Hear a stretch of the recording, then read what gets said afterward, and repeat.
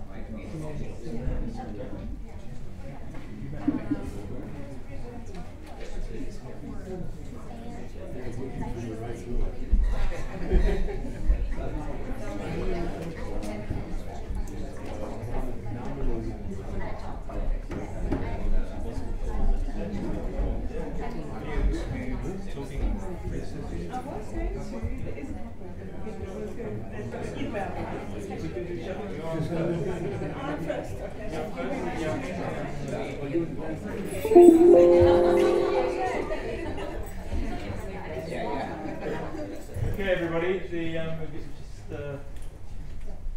start.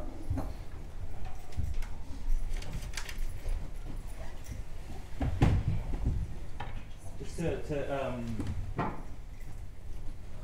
remind everybody of the general setup for the way we try to organise these workshops is partly that we're not, quite consciously, we're not looking for papers as such, but interventions to try and bring people into conversations that cross boundaries, cross disciplines, link different kinds of scholarship and work out, I guess, where those forms of conversation work, but also where maybe there are gaps in the conversation as well. And that the kind of parts of the juxtapositions are a set of comparatives that structure one moment, but are then juxtaposed in terms of notions of values. We have a future focus that runs through the event as a whole, and that sense of a recognition of a globe that is diverse, that is different in all those senses, that runs through the ways in which the research projects across the transformation program have been set up, exemplified here, and kind of gives, if you like, a backbone to that comparative element. And in part, I guess what we're looking for in the interplay is thinking about a notion of value and worth and future that then, if you like, are the call and response of the setup of the event. So I'm really pleased in that context that we have, interestingly, a juxtaposition between the orderly and the spontaneous city. If everyone thinks they can be spontaneously orderly, they can might want to kind of sit with a leg in two buildings, although Zaha Hadid means corporate interest. We will start with Parnell, then Wang, then Malik, Simone. I won't do any long introductions. The idea is that hopefully we bring people into the conversation, and I will open with Sue. Great. And I was delighted when I saw that, in fact, I'd made it into the spontaneous city group, because I thought that actually by this position I was the orderly person. And then I saw my fingers on the program, and I thought, oh, that's the juxtaposition. So, and in that spirit, I thought, well, I can't possibly do a PowerPoint presentation, because how do you kill the question of spontaneity? And so we've got a PowerPoint with one visual. I think maybe there are two. But so, and you need to read them. They were produced in a sense as my own prompt. And they're very much, what I'm doing now is an intervention, in the sense that this is not a paper. It's not based on research. And it's a reflection, and one I actually found quite slightly tricky in some senses. But what I've done is to try and cast it back to some work that we have done. And what I'm suggesting, and we'll see where this leads in juxtaposition with others, is that there is brackets limited value in this idea of urban spontaneity as an element of a wider framing of the good city. And I do that in the context of an idea of a translational bridge, which is something that I've written about, and I'll tell you about in a second, which is really the mechanisms that we might use to link effectively theoretical ideas, conceptual modes of operating, those methods which turn into practice. And this idea of translational research, and is cousin here, I think I just saw him somewhere. They will be more familiar, I think, to people who come out of the medical tradition, is not an idea that's necessarily used in social sciences very actively. But this is, in fact, something we've almost been embarrassed to engage, is this idea of an explicitly impact-oriented research. In other words, the very idea of right from the research conception and design, its execution, its application, its reflection, its take-up, is an integral part of the research process. And we sort of understand that when you're thinking about things like, how do you design a new heart valve? And it kind of makes sense, but we haven't thought about it in the context of how do you think about a city and the modes that you would need there. And so what I like about that concept, in which we've written about as a useful mechanism for understanding the African city, is that it's an inherently political and a deeply locationally embedded idea or way of thinking. Okay? Which does not mean that it is anti-theoretical. Okay? In other words, just the fact that something is going to be used doesn't mean there's no normative position. In fact, what it means is that you surface the normative position more explicitly. And understand in much greater detail, in fact, what those ideas, and interestingly, you'll see the word mechanism popping up here in relation to what is there. So, in that context then, what I wanted to do was just to start off by saying, well, how do I understand urban spontaneity? This is an attempt at a kind of research problem statement, if you like. And for me, spontaneity is a deliberative, if not a summative, attribute. Okay? That entails creating the effective preconditions for positive catalytic action beyond that directly designed or supported by the state or any other formal city leaders. Okay. It's a bit like in my imagination, it's what you do when you're organizing a dinner party. You really hope it's going to be spontaneous, but you absolutely, to get to that, have to ensure that you've put the roast into the oven the right amount of time beforehand, and that you've got an oven that's going to work. Okay? So that's what I mean by those preconditions. But you can't control what happens once everybody's in the room and the events then unfold. So it's not possible to design for or to anticipate spontaneity, and you certainly can't control it. Okay? But I think it is actually an extremely useful ingredient in thinking then about, and we'll go to how this links to ideas of informality and innovation. And I've had quite a lot to do recently with some of the people out of the urban risk community. And to me, spontaneity is the antithesis of the risk community. And both have attributes to them. So the risk community spend their lives trying to ensure that they've put in place essential elements which will mitigate risk. Don't have a river that runs, a settlement that runs too close to a river. And it's oriented to reducing risk.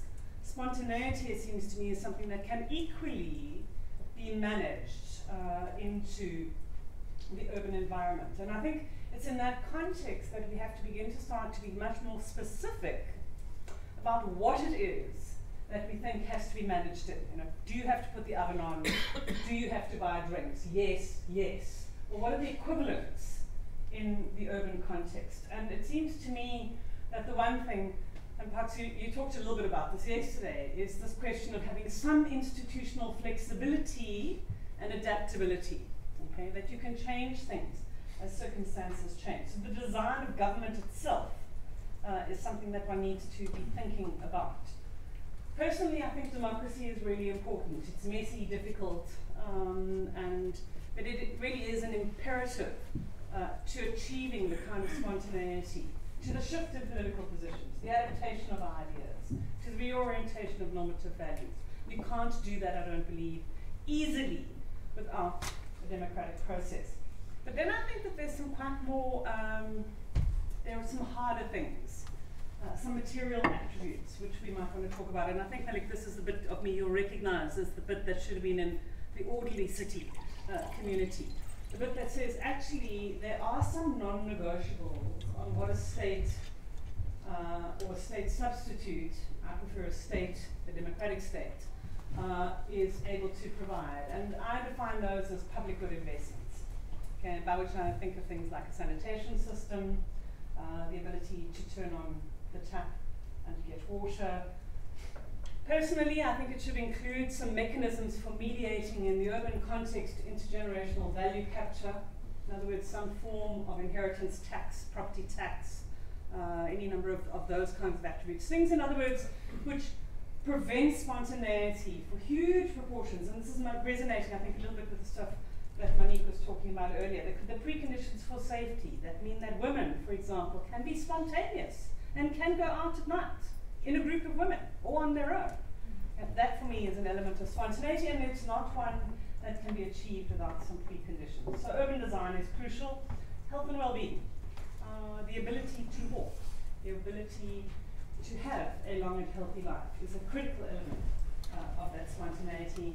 And I would tie that in a kind of social democratic sense to some idea of social protection. So that's what I'm thinking about when I'm thinking about, and you'll see how this comes to these ideas of informality and innovation in a section. Okay, there's a hole in the floor. That's why I'm squeaking. It's Oxford, so there's a hole in the floor. Okay, so if that's a good idea, and this overall theoretical sort of, if it is indeed a theoretical idea of the good city is useful, and the idea of translational research helps us to get to that, the tricky part is, and it does seem to me that, as already indicated, that there is a good and positive link, just as there is the idea of the right to the city or the good city or any of those sorts of things. The problem is when we look at what has actually happened, when people have done research or they've instituted the kinds of projects that Parks was talking about yesterday, actually they've tended to frame those in terms of either innovation, okay, smart city innovation, for example, BRT, those sorts of things, or they've framed them in terms of informality. Sometimes positively, and I'm hoping Malik picks up on that, and quite often pejoratively, and his work is precisely to disrupt that negative framing of that idea of informality. So we don't typically hear about the spontaneous city, but we do hear about informality a lot. and we do hear about innovation a lot. Okay? So, and what the urban transformation team, I think, have very soberly reminded us is that there's a kind of, oh, don't stop my spelling. This was done for me, not for the PowerPoint. And it clearly hasn't spell checked. But there's a kind of a schizophrenic reality here between the kind of innovation end and the informality end, where what we get is a kind of a Janus face, if you like, where on the one hand, innovation is a term that applies to the global north. It's what rich people do, it's what companies do. Informality is what poor people in poor countries do in order to be creative and good and all of those kinds of things. And as a result, most of us say, oh no, that's a terrible idea and we probably shouldn't do that. I wanted to just counter that on the basis of what I've been saying, why I spent so much time putting forward this idea of the spontaneous city in the way that I did, is that I think that there's another interpretation which has equally got a normative base to it, which is where we see innovation as the effective creation by government of those enabling conditions for all stakeholders to shape a dynamic urban system. Informality is the burden that is generated by the absence of those same enabling conditions. In other words, what I want to try and provoke us to do here is, I think, particularly amongst those of us who would position on the left or the centre left, there's a tendency to have a knee-jerk reaction which sees things like innovation as bad and informality as good. And actually, you can frame those two concepts exactly the same way and actually come up with a reverse interpretation. And why I think that that's important for us in this discussion, Michael, in terms of this provocation, is that what I think it reveals about those concepts of informality and innovation is that they don't travel well across time, they don't travel well across space. They are not concepts that have got a measure to them, they don't have a matrix, they don't have even a clear operational direction. And it's not a normative problem, okay? Because I've just tried to show you that you can read this in a normative way in two different directions. This is a conceptual problem, okay? And what I'm suggesting, therefore, is that what we've got here, and I'm drawing here in the big literature on gentrification, is that what we've got is a chaotic concept, okay? We're using ideas of informality or of innovation. And by chaotic concepts, I mean things like where we use one word to describe many processes, one term for distinct processes, one term that's got multiple and overlapping indicators. And if you think about informality and you think about the way that that's used in particularly the African context with which I'm most familiar, it is very clear that one term to describe 80 to 90% of the conditions under which we are living is less than useful. Okay? It really doesn't begin to get us to the essence. You can't have a single term for 90% of anything. The internal differentiation is therefore much more significant.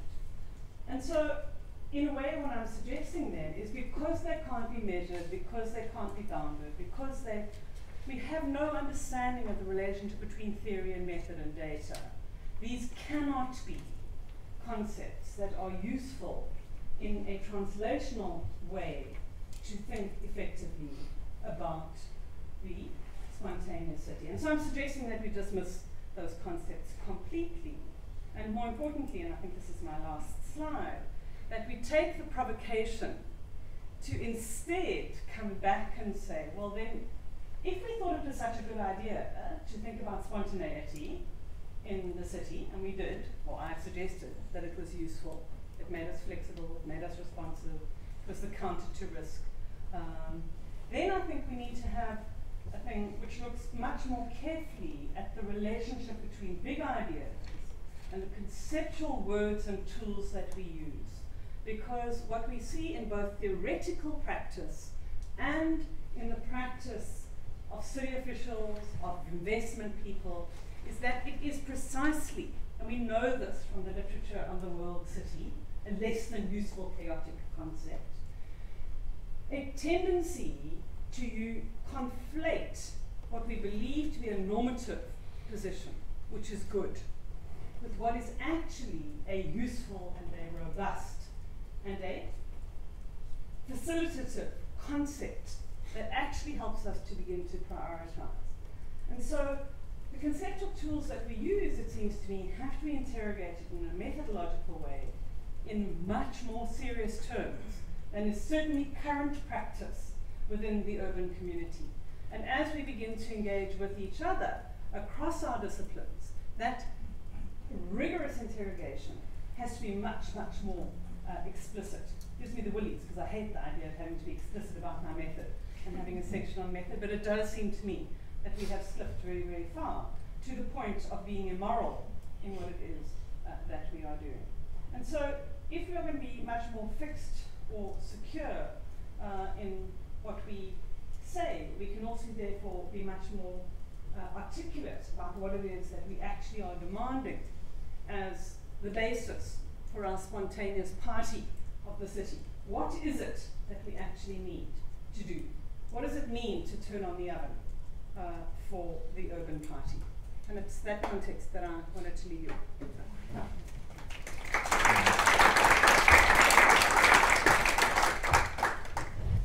Thank you, Sue. We'll move straight on to Yaping.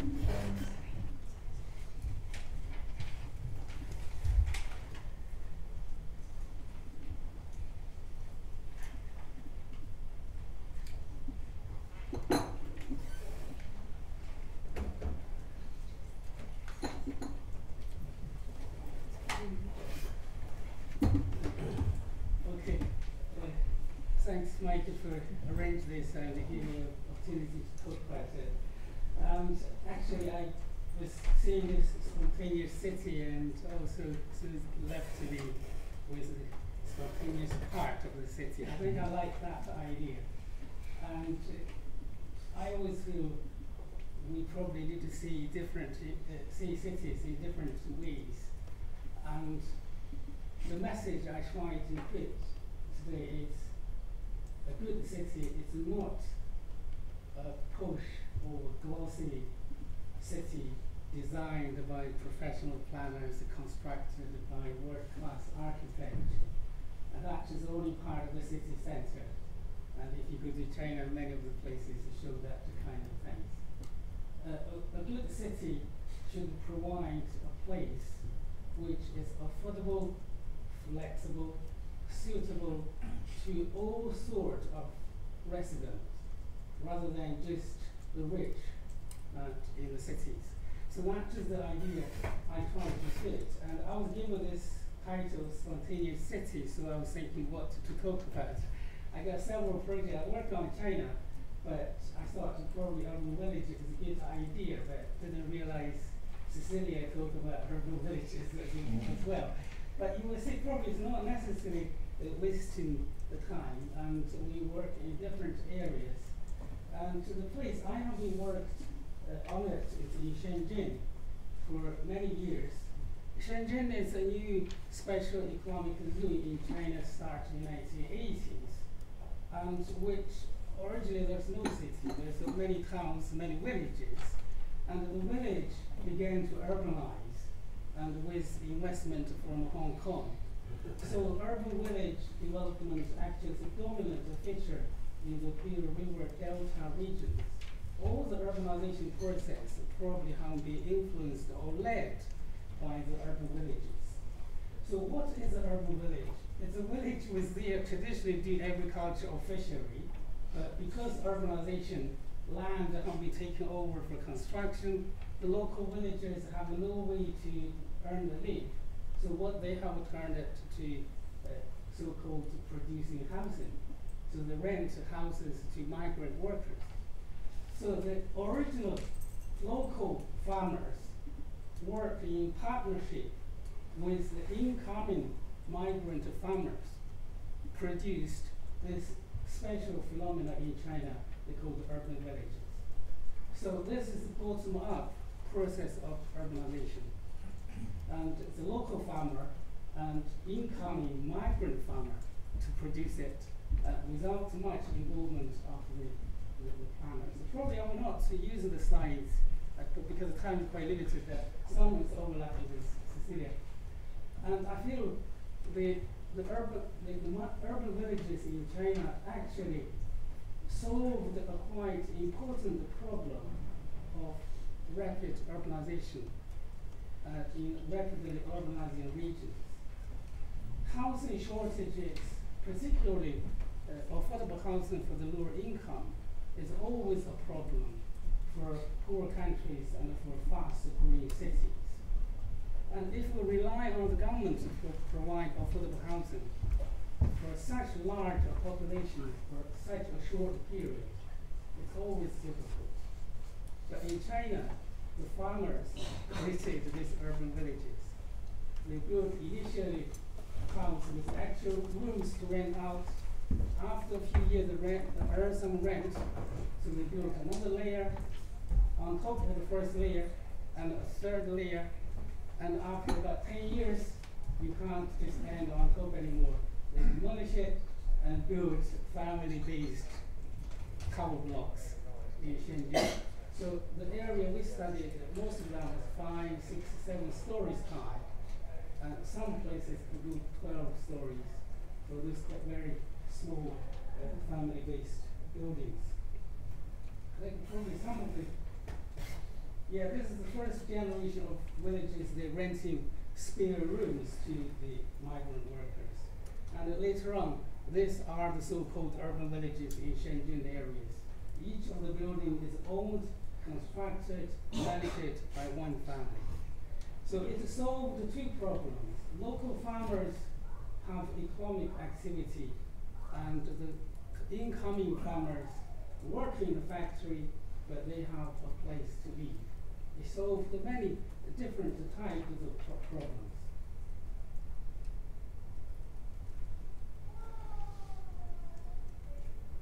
So the urban villages in Shenzhen, it was given many different names. Some places, some architects and local government say these are the cancers of cities, because you got crime, you got prostitutes, and you got health hazard, fire hazard, everything.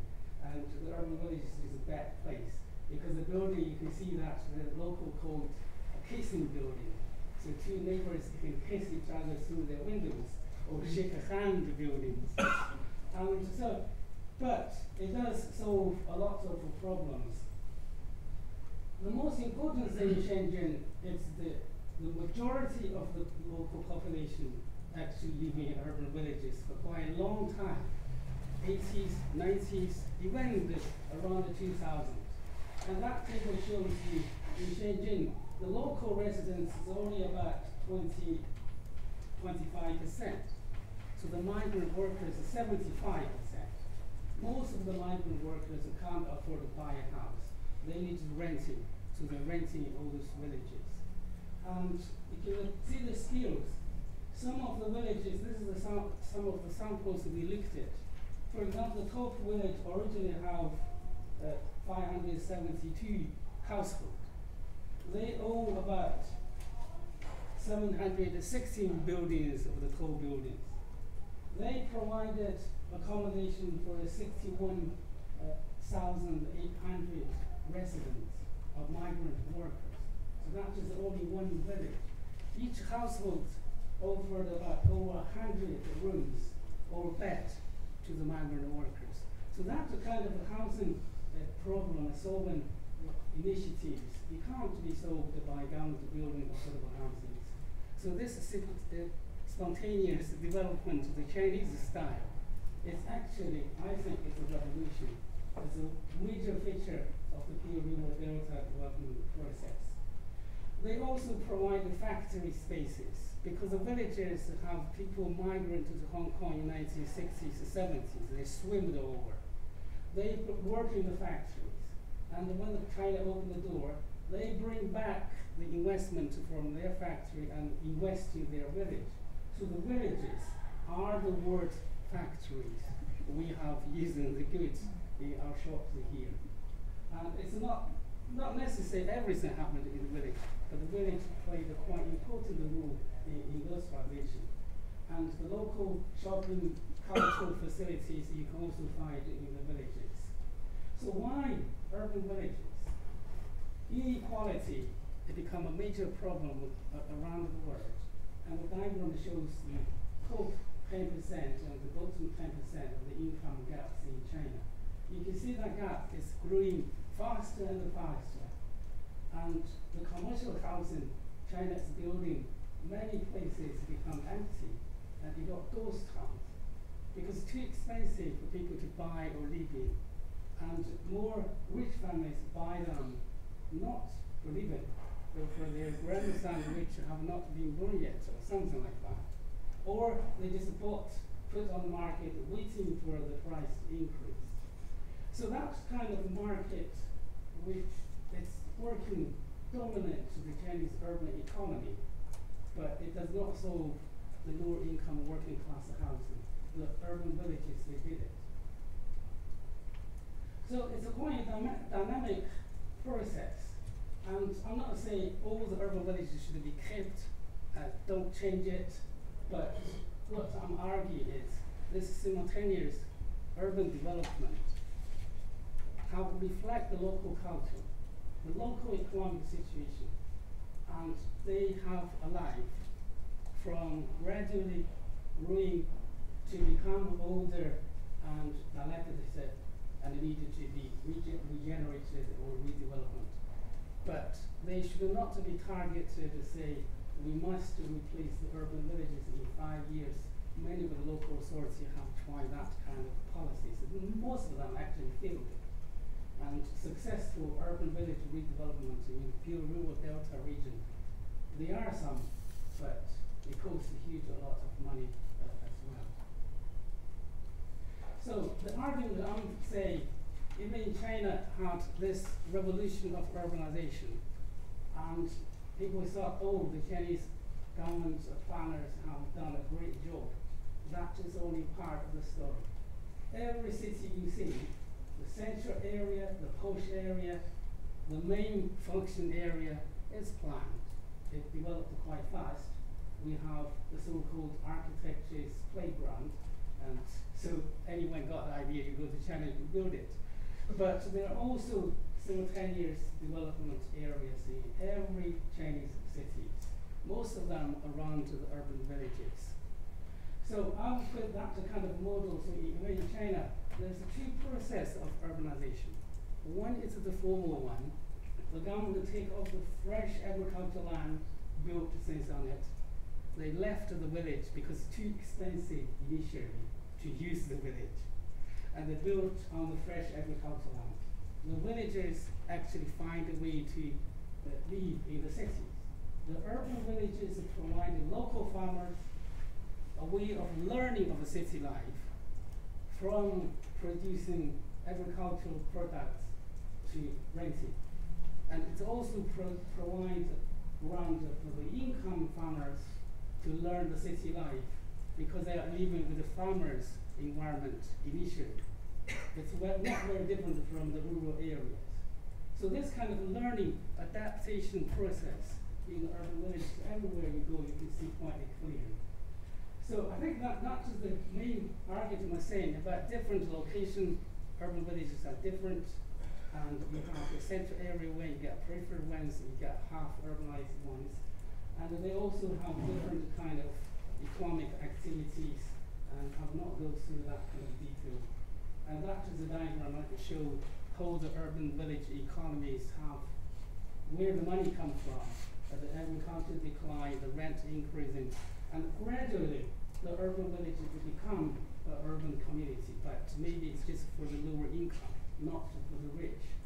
So that fact needed to be recognized rather than just blindly call them the cancer of cities. So for that I end to the quote. Basically, I'm saying simultaneous city, maybe call it a city is not necessarily correct. It's simultaneously district of a city.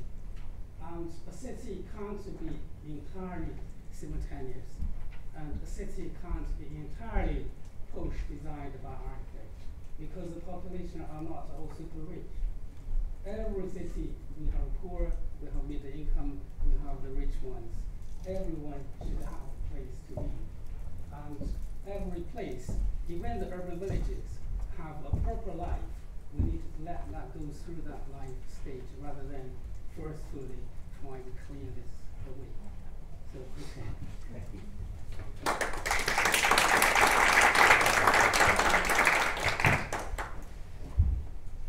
And the third intervention is from Leave the lights from Maliq Simone. out. Speak from the left. Yeah. Is there right? I know, but it's my.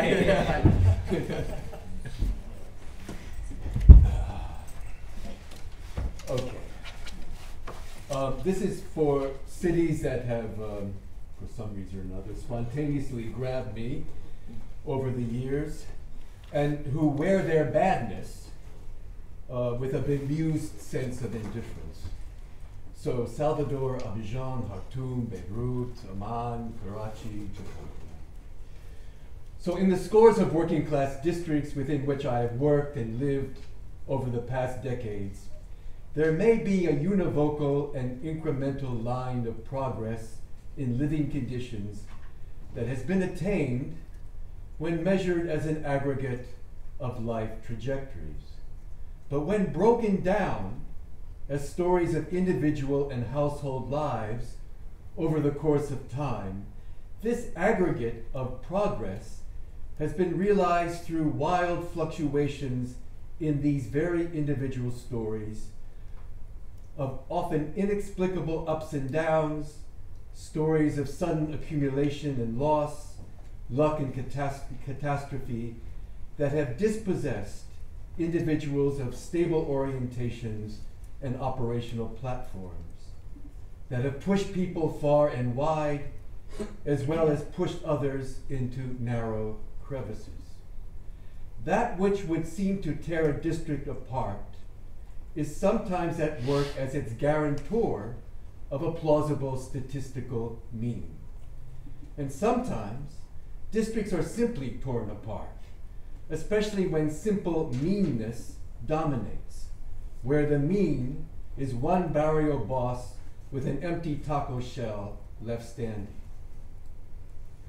All then seem to be evened out in an analytical gaze that pitches itself to some average story, that gathers up all the statistical indices possible to assign to these oscillations, which considers communities marching in step along one route, one line.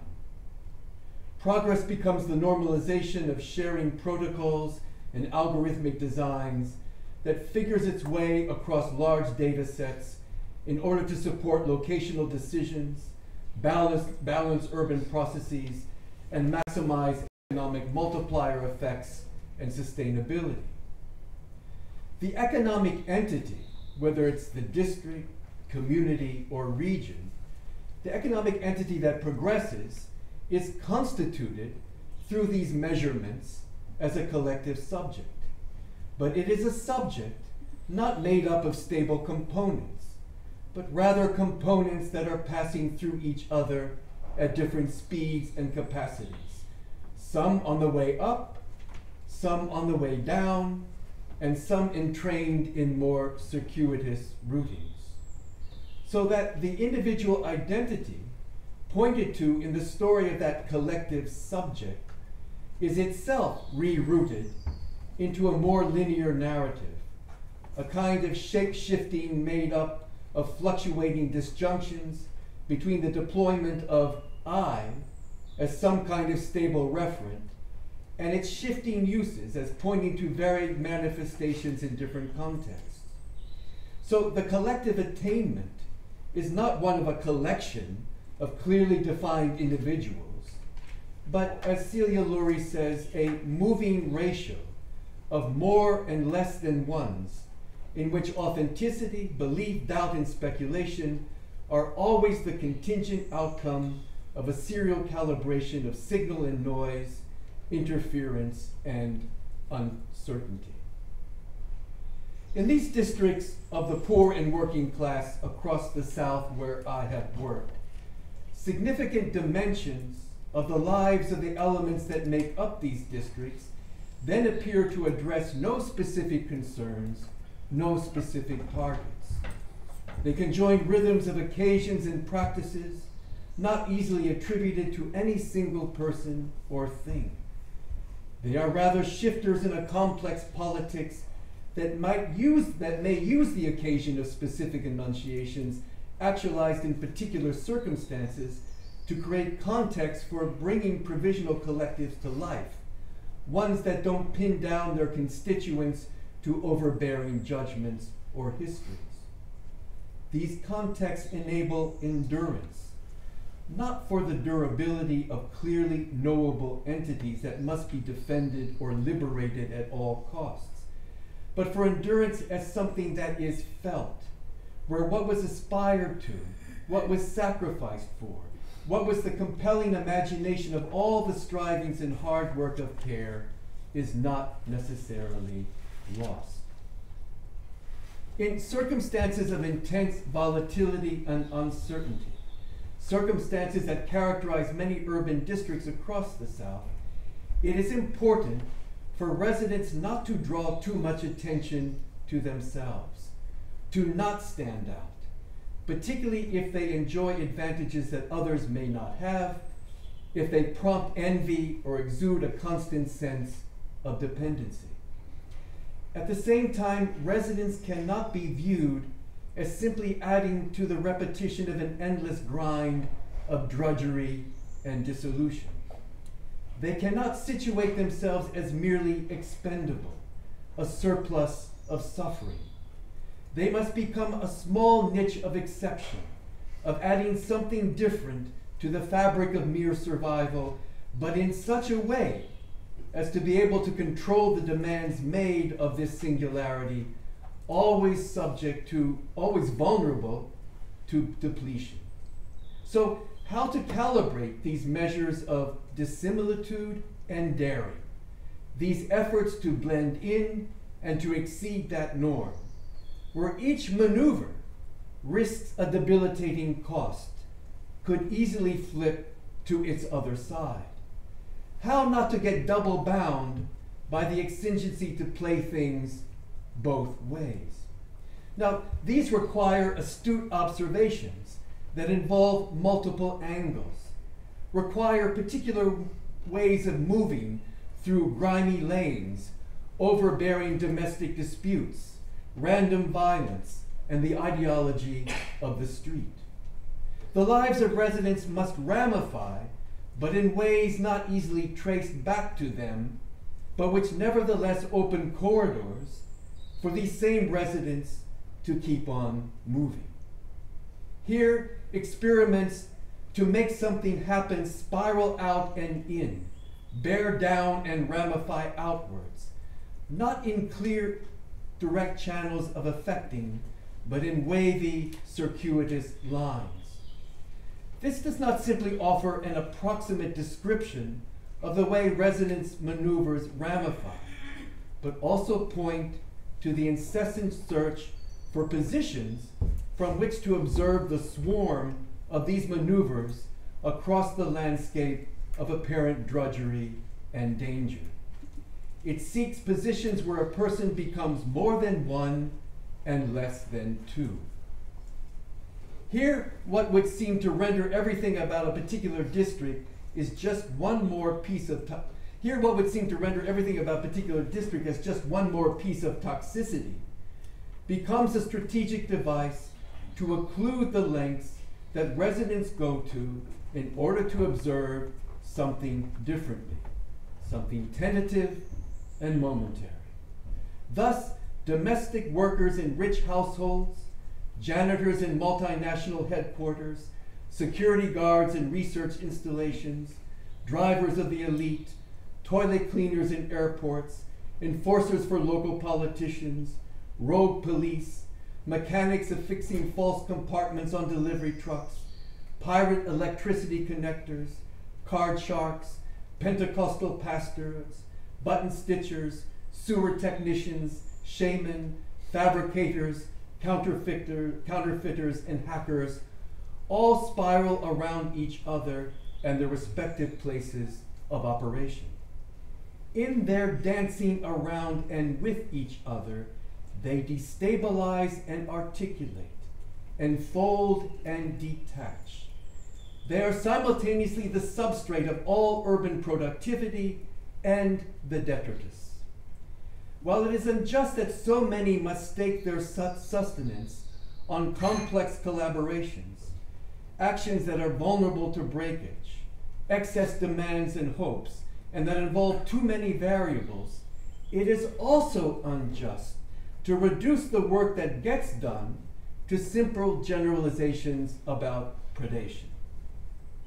Whatever this substrate of residence can convert their abstract sense of not being alone, of not being suspended in their precarity of their jobs behind the wheel, besides the switch, cleaning the corridors of power, into a felt sense of solidarity, they might trip up the entire show. Nothing in their behaviors is aligned or matched up for sure. Nothing rules anything out definitively in rhythms of incessant turbulence. They might not bring down the city, but they are in most respects able to bring down the city to the requirements of their makeshift economies that affect a modest but real distribution of goods and services to their residencies otherwise formally cut off or excessively disciplined. These are not matters of spontaneous flow, but of hard work, grimy work, of calibration and measure.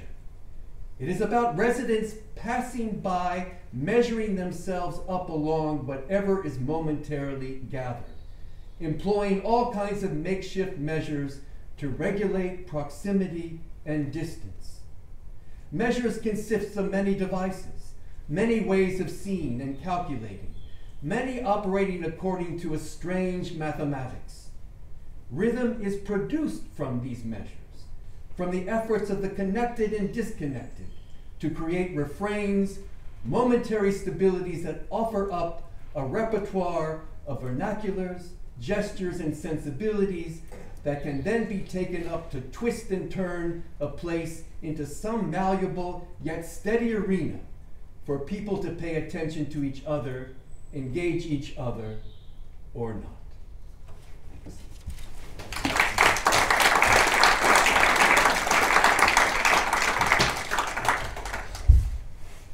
Thank you.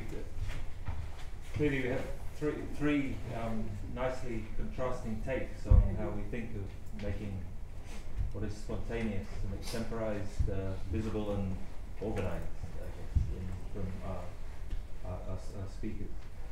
Well, people are thinking, anyone wants to kind of press an immediate button on a question, say, otherwise I'll just kick off myself maybe just to ask people just to juxtapose a little bit about what was said by each other in turn. I suppose almost starting with Yaping, you talked about the Chongchun, the villages in the city, villages in the city, in a way living their own, going through their own life, right? I mean, which is, their own life is partly something that I guess that they are autonomous but not creatures of complete autonomy, right? So I was wondering about that appeal to going through your own life of these particular forms of urban development implies spontaneity in some registers, but on the other hand they imply also other surrounding kinds of intervention, which then I suppose going back to Maliq's always incredibly evocative talks, one of the more beautiful things you said is you talked about, I think I wrote down that about the substrata of all urban productivity being simultaneously its detritus, which seems to me a very powerful description of something, but I suppose it's an evocation of something that is happening and something that is nicely ambivalent about what is happening. I was wondering about then what that means almost in a similar but slightly different fashion from the autonomy of the lives of the urban villages in terms of thinking about the good city and an analytical gaze that is recognizing the plurality of what is there, but also opening up something about what is happening, which I suppose comes back in turn to Sue's notions of tensions between what is negotiable and not negotiable in the spontaneous city. So I suppose I just encourage while people are thinking about questions, maybe just to come back, maybe almost in that order, if that makes sense, about a little bit about just what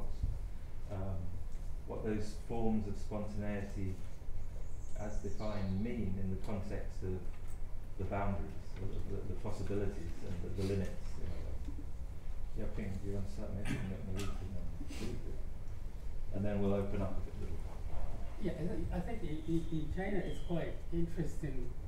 The people emphasize about the migration. It's the same as in China. Suddenly, people have begun to migrate. And I looked at the history of China. Actually, since the communists taking power, the first major population movement is the Korea War. Almost every village, young people joined the army. And so that was the first round of movement. And then you got to this setting down urban youth to the rural area. And in the later 1970s, you got this big push for agricultural irrigation system. All the farmers actually migrate to other villages where the irrigation system is, so they can just have very simple sleeping places. I think that's a kind of large-scale people always seems moving, which probably also is one of the pre-picture for the migration. I think about the boundary, say in the urban villages, you can see that with the land system, the village used to have the village itself and large agricultural land. The government's taken over the land, so that means the village boundary is gradually smaller and smaller. So they lost all the production activities, and so they push that sense up. So the horizontally becomes smaller, the spatially they push it up. And also each village was normally given a bit of land for local business development. That is for the industrial production.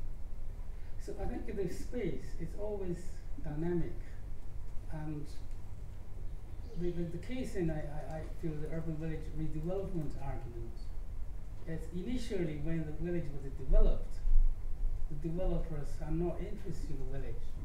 They want the agricultural land, it's cheap, it's easy to use. But when the city grew bigger and bigger, all the land is gone. And the developer, the government, looking back, try to find new opportunities. So the traditional village say, oh, that is not orderly planned, healthy, hazard, they needed to be redeveloped. But I think the argument is only one side, and the main argument is the economic profit that land can produce, actually. I think a lot of the boundaries of this things are defined by the economic ideas of the market as well. I don't know if I answered. Okay, thank you.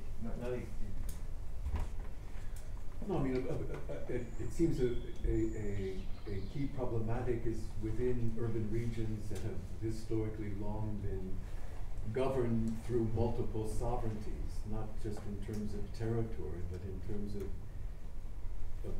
the definition and boundaries of institutions themselves. To what extent does the kinds of preconditionalities that Sue is talking about that enable particular kinds of scaling and maneuverability have some kind of traction? How do they really implant themselves in? Because what I'm talking about in some ways is a kind of participatory economy that in some way coagulates and hardens sometimes, and which oftentimes results in kinds of violence to break through, to reshape itself. And must it always entail a kind of violence as an enabling force? And so I'm wondering, you know, in terms of Sue, your comments, and in terms also of the urban villages. Here was an example of multiple sovereignties at work, multiple regimes of land ownership that, in some ways, became fortuitous, because within a kind of larger Chinese context that, at least on the surface, couldn't risk failure. The urban villages became that context that could productively absorb failure. And if you look at the history of Shenzhen's efficacy is largely built on the fact that failure was something that could be played with in some way. The villages absorbed that. It was like trying things, didn't work, different forms of state-owned enterprises, didn't work, start again, compensate. And I think what's happening in some sense globally is that the tolerance for failure, the ability to fail, the window is rapidly shrinking. Failure costs more now than it ever has before. The stakes are higher. And given that, the kind of flexibility that people have in terms of trying things out also has become it becomes a kind of homogenizing thing. You buy into particular ways of life, particular ways of managing your situation, which even though you know in the long run doesn't work for you, somehow it's a kind of cushion against the debilitating prospects of failing. When, I suppose, just to push a little bit and then come back, does it lead into Sue's thing? Is there a point when I suppose the complexity of the self-governing system, is there a point when its complexity becomes an alibi for non-intervention? Yeah. No, I mean this kind of complexity continues to provide a kind of arena for small attainments. Yeah. But the entanglements sometimes get so thick that that's what I'm saying, they kind of coagulate in these kind of particular kinds of forms. And sometimes when you need a kind of breakthrough, it's difficult a complex weave is important, but it's also important to be able to know how to undo it so that you can think about different ways of doing it. Right now I see in many kinds of popular districts an inability to unweave except through very violent and kinds of abruptive maneuvers. See? Yeah, I don't know how you responded to these incredibly different entry points, and I think that's really quite useful. So, but for me, the glue, if you like, or the provocation that the collective presentation sort of generated was it invokes for me the fervour of the debate about modernity in the mid-20th century and the tensions that were really around that, about kind of new forms of expression and control and opportunity, possibility on the one hand, and these incredibly restrictive moments of regulation and intervention and repression. And I think it's this discussion about that which it really, that's what struck me from when you're talking about, with the space for the individual and the space for the village in this much bigger framing. And Michael, I like your question about what are the mechanisms which kind of hold these complex dynamics and these complex systems together. And I think one of the things which was so interesting is that we each fingered very different kinds of actors. And I don't think it's a case of any one of them was right or wrong.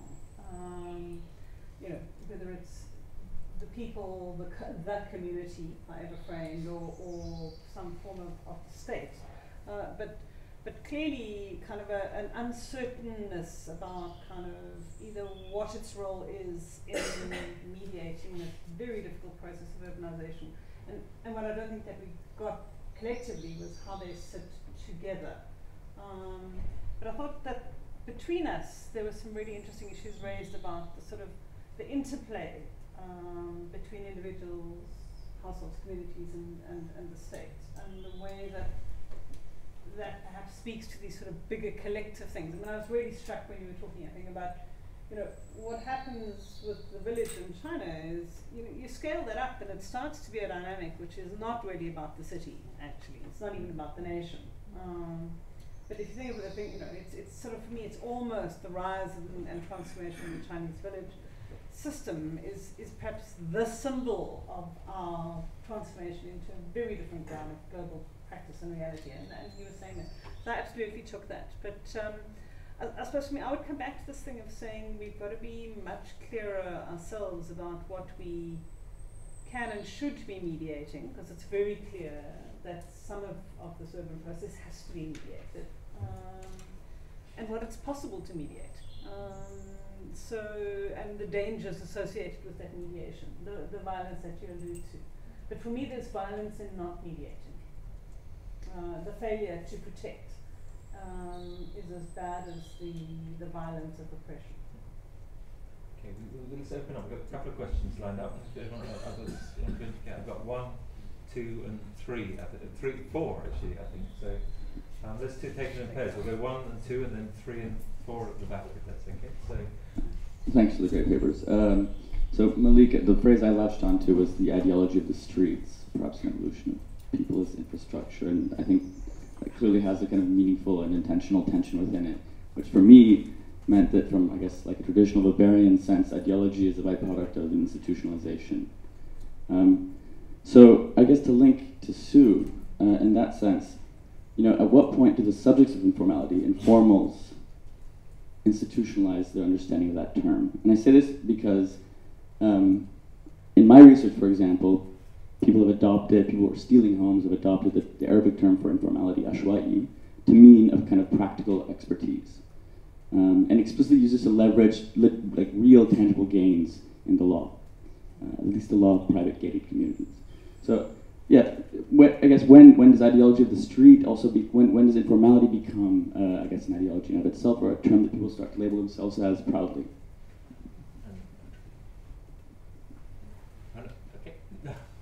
Okay, why don't we'll go back to Alex, and then Beth, I think, behind. Thanks everyone for some really fascinating papers, and I think maybe my question is partly about trying to think across the papers as well around the question which I think runs through the conference more generally, which is about, excuse me, I think my allergies are starting to kick in with the warm weather, which is about kind of conceptual unruliness in thinking about cities, and whether that is something we need to accommodate, or is that something, because I think some of the questions that Sue began with were at least pushing in a direction which challenges some of the debates in geography and urban studies around how we make concepts, and I'm quite interested in the making of concepts as well. And so it was just something that runs across those papers, is a kind of more normative question about where does the good city sit within a debate about concept making. So I know that's probably a question we can't answer immediately, but it's just something that I've been thinking about in the context of some really wonderful papers. Thank you. Okay, do you want to come back on these two first? Then we'll get to come. Who wants to start? I guess just start. And then the ideology of the street. No, I mean what I'm trying to suggest is that in some ways these kinds of venues, such as the street or the market or have always been characterized by sort of metaphors of a kind of imagination, a kind of resilience, kind of creativity, they come almost from nowhere in some way. What I want to suggest is that they employ very, very, very elaborated and specific forms of figuration, of calculating, of what you pay attention to, how you decide, how you negotiate, particular kinds of rules, particular kinds of ways of thinking about the spaces in which you're in. And so the street becomes almost a kind of institution as well, with particular kinds of effective loyalties, particular ways of situating oneself, of identifying, of proclaiming, so this is, in some ways, this is what I'm trying to get at in that concept. No, you have been? I think what I try to say, it's not to standardize spontaneous ideas across the world. Cultural, local, economic, political influence is quite important. The Pearl River Delta region, the urban villages, is quite different from what you find in Beijing. And for example, the Shenzhen area, families used to build higher and higher, and other places they can't. The reason is because the local politics in Shenzhen initially is rural dominant. Because the village become urbanized, the local politicians, the local government have quite large rural elements in it. So they just control it half-heartedly. The family just keep doing it. But when you go to Beijing, you don't find anything higher than 3 stories because the government is so strong-handed. If you get anything higher, you will be demolished. The only time when the bit to relax, it's around the Beijing Olympics. And we thought the Olympics destroyed many villages. But the study I did is actually during the Olympic period, before it and immediately after. There's quite a lot of relaxation on control of the local villages because they don't want the villagers to do any demonstration or anything. So the village on site was demolished, but all the other villages using that gap of political relaxation to build. And of course, when Cecilia was talking about this year, they used the argument to clear the urban villages because of fire, and they demolished many of the villages. So the local politics and the local economic combination is a quite important feature that produces different kinds of spontaneous development. But the common thing is the spontaneous development everywhere, but they are different. I was present in a meeting once in Shenzhen where the chief planner said that 90% of all of the buildings in the villages were technically illegal. That then creates a dialogue, right, as well as which I think is interesting in the work. The dialogue begins the process, right? Yeah, and maybe that's the best way to come back to Nick. I think so for me, what's really fascinating is the formalization route and the codification route.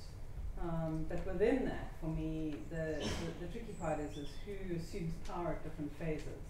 One of the things I find really irritating about a lot of the literature which deals with settlements that are uncodified is there's an assumption that there is no power, and that somehow it is only when there are state regulations, which are often very inappropriate, that somehow then power is exercised. And so my favorite example of this is the situation of traditional tenure in Africa, where women simply don't have access to it and are excluded from it. So so I think kind of tracking that and watching the processes through which that happens, not with a notion of a hierarchy or a progression to some optimal state, because I think it's exactly what's so interesting about that, but rather about how do you ensure that at all times and for all generations you're creating something that has a positive value is for me, and you're not excluding is the useful thing to do. So in that. But then Alex, on the question of concept formation, so I'm so out of my terrain. Those who are trained philosophically will just kind of find some of what I'm saying really difficult, but or naive. But for me, what's awkward at the moment for us as urbanists is that I think there has rightfully been a disruption of a set of fairly hegemonic ways of reading the city and metrics of reading the city. And the fact that that has been ruptured is completely appropriate. The tricky part is that in reassembling that, we've chosen a moment when the city is changing so fast, when the cities that we are looking at are growing exponentially, and when the community that looks at the city, who has to have this dialogue, is unbelievably diverse. And I think what's happened in that process is that where there has not been a common language, we have been unruly, but we haven't been able to understand the unruly city any better, but we've also been sloppy. And I think that that's the difficulty that we face. So I don't think sloppy is a great philosophical term, and nor but we've been sloppy. And I don't know that we can account for ourselves. And what really worries me is that at the moment where the agglomeration of the urban condition, the stuff that you were talking about, where our collective impact from living in the way that we do begins to really matter, we are unable to actually speak to why and how, and therefore I think it's very difficult for us to make meaningful interventions. So yeah, I look forward to those of you who have more robust conceptual abilities to design. We've got Beth here, and then do you want to come in at this point? Beth, do you want to? I think there's a microphone just making its way to Well, actually, can everyone hear me? No. I think, Sue, in your response, you've sort of partially answered my question, because I was really struck by you saying that there was one term, we have this kind of homogenisation and hegemony of the term that will have so much conceptual muddiness. It made me think of Lord of the Rings with kind of a Sauron syndrome, one term to rule them all and one term to bind them. So we're against homogeneity, but at the same time, at an individual level, as the world gets more complex, humans are searching for certainty. And so these kinds of muddy concepts create false boundaries around which people can actually understand and position their own action. And so really for me it was like your reading was initially quite negative around chaotic concepts, but how does that relate to some of the literature around boundary spaces and interpretive flexibility that give people the means to actually make sense of their need for certainty in a very complex world? Just a signal, not that he's going to run, but Ken Gibb was talking in the earlier session about both the values and the limits of the comparative, I guess, in that context of what, in terms of thinking about dwelling and housing internationally, which I suppose is not unrelated in a way, but Sue, do you want? Yes, I mean, for me it's a little bit like leadership, or possibly something like parenting, about which I know nothing. I mean, it's that tension between having a structure, having a form, having certainty, having predictability, having the ability to be comparative on the one hand, and to agglomerate. At this very same time as you are responsive, reflexive, innovative, and not arrogant. I mean, I think so for me, just to go back to Alex's point, what for me has been so astonishing coming out of studying the African city is how extraordinarily arrogant urban theorists have been. Not wrong, arrogant. And I think that's, how do you accommodate that? I have no idea. Nick, going on your left. Yeah, Nick Manning from King's. That does fit a bit with the sort of things I was saying in the last session, and particularly that word arrogance. I think the trouble with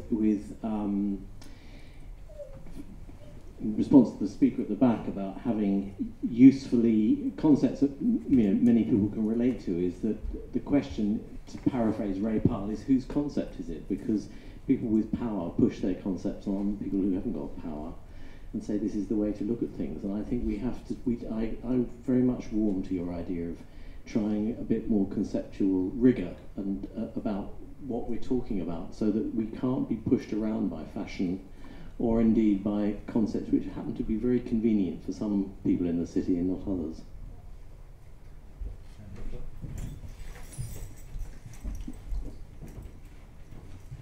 Thank you. Oh, two in stereo. And I guess following on from Nick, if you're more intimately, empirically orientated, you can't fall into these traps. Or if you're, I was just thinking as you were talking about a student coming to ask me about an area I know very well in Manchester, which has had a huge regeneration process, and he had his questions written down, like what do students do, and his first question was, is this a revanchist project? So I said, well, maybe you should go there, was my first thing, go to walk around Salford Quays. And he said, no, you don't understand. A revanchist project is one where, and I was like, I know what a revanchist project is. What I'm saying to you is, maybe you should go there. And I just thought, people get, it's really common, right? Like, we all do it, you read it and you think, oh yes, this explains everything. I'm off to go and find it. I'm going to go and find my revanchist city, and I'm sure it is. It's really brutal and nasty, and I'm going to write it up, and everyone will pat my head, it's the complete opposite to humbly go where you want to go, ask what's going on here, why do we do this and not that? Where is the tension, where is the flexibility, where is it formal, where is it informal, how much play is there in this, why is this the way it is? And in a sense it's almost like reversing our and I really welcomed your point about this isn't atheoretical, this isn't just let me slot into your matrix policymaker and I'll do this little square. It's like a really quite radical transformation of how we engage with place or you know, does that make sense? Okay, has anyone else got any pressing comments? We've got time for one comeback from the panel. Any last questions from anyone else? If not, maybe last words across the panel, but I guess partly trying to tie us back to what we're not in a parlour game fashion, but trying to think about the spectrum of values through which we make visible our future city. What spontaneity offers, how useful is it? Is it not useful? Is it the ways in which it might be useful? Obviously there have been implicit reflections on that from all three of our speakers, I guess, but last couple of questions, but also maybe just a last word on coming back to the measure of worth that is the spontaneous. Think about its own value. We should come this way. I just think we have to be careful about what we're referring to in terms of the spontaneous, because often the spontaneous is attributed to units of analysis and units of enactment and units of being in the city, the more than one and less than two, that are themselves particular kinds of modes of measurement, of calculation, of deciding, of thinking. And that spontaneity becomes both a kind of form of valorization, but then dismissal in occlusion in that process. And so it raises the question about what are the kinds of useful techniques of coordination. You know, coordination of deciding, of governing. I'm worried. I mean, when Fred Moten says, "I did not consent to be a single thing, a single being," what he's saying by that is that in some ways the notion of individual rights and citizenship in this city is predicated, the self-reflecting subject is predicated on long histories of stolen labor.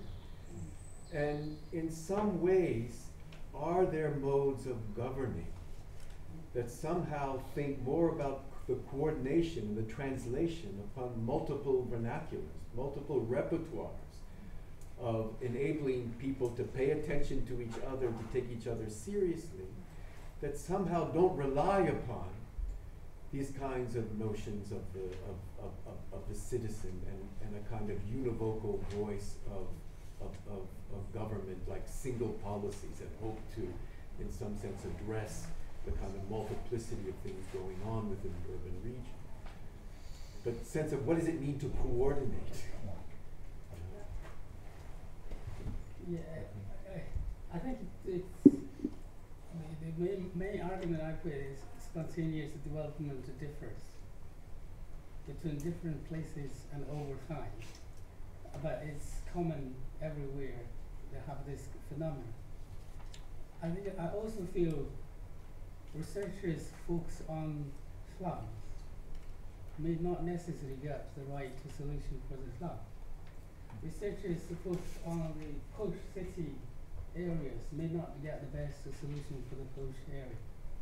So what we need is a more comprehensive understanding of the emerging economies of cities, and to have a more systematic study of the internal structure of the city, the rich and the poor, the spontaneous and the planned. So only when we have a more full understanding of the city, we can say what is a good city and what is the right combination. And then that is also, it's the project we are just started, and we are looking at 14 cities across 7 countries through a major Global Challenge Research Fund project. We are looking at the city systematically using the neighborhood as an analytical unit to see what kind of a social, environmental, economic, public facility combination produce the good living environment for the poor, for the middle income, for the rich in different countries, and taking contents of the political, cultural, geographical influence. So I don't have much to say at this point, but that is maybe down the road, like 3 or 4 years, we'll have more to say. Sue, yeah, just very briefly to say, I mean, I actually don't have anything to say at the end. What I did want to say was thank you, and the reason is that it partly was, there was a provocation, and the provocation disrupts how you think about what you do and whether what you think is the right or the wrong thing to do, and I've been left kind of with scratchinesses in my own head about kind of what does this kind of conversation mean? You know, where do you take it and why, and what does it make you reflect on? And I think that's really useful from a collective gathering. So thank you, and thank you for the comments. Shall we just thank the speakers and then almost exactly in time, which means we reconvene at 2:15.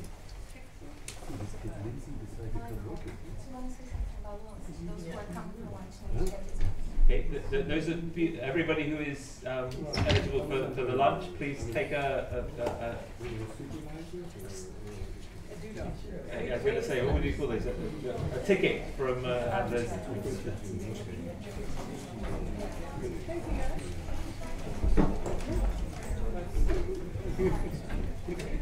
Thank you all.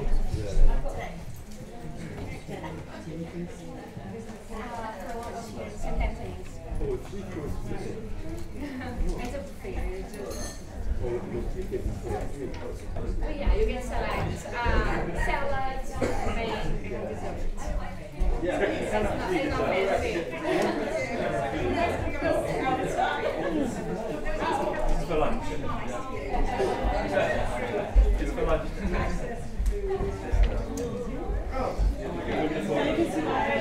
No, I just worked directly into my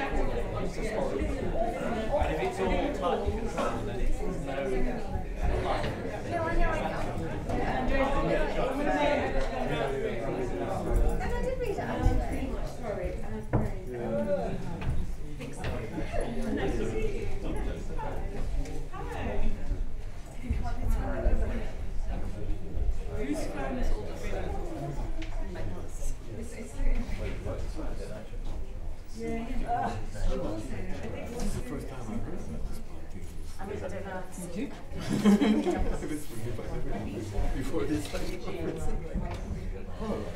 So what?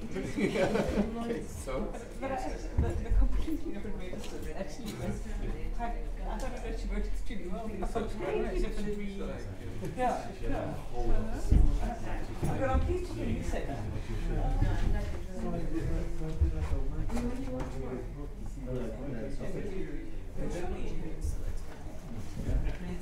Find that. Big spontaneous. Swap the chair. Very good. Conversation on Yeah.